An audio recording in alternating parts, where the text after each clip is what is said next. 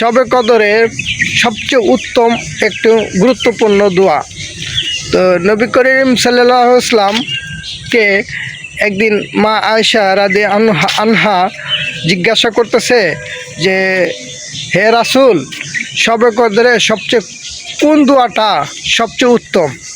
তো নবী করিম সাল্লাল্লাহু আলাইহি ওয়াসাল্লাম বলছিলেন যে শবে কদরের সবচেয়ে উত্তম দোয়া হচ্ছে আল্লাহুম্মা ইন্নাকা আফুউন তুহিব্বুল আফওয়া ফাফু আন্নি।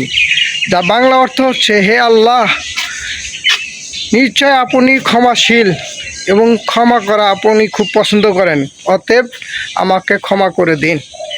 তো এই দোয়া সবচেয়ে উত্তম, শবে কদরের জন্য সবচেয়ে উত্তম এবং গুরুত্বপূর্ণ একটি দোয়া। সো এই দোয়াটা সবাই বেশি বেশি করবেন এবং বেশি বেশি আমল করার চেষ্টা করবেন। তো সবাইকে ধন্যবাদ।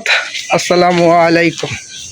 আল্লাহুম্মা ইন্নাকা আফুন তুহিব্বুল আফওয়া ফাফু আন্নি শবে কদরে সবচেয়ে উত্তম একটা দোয়া।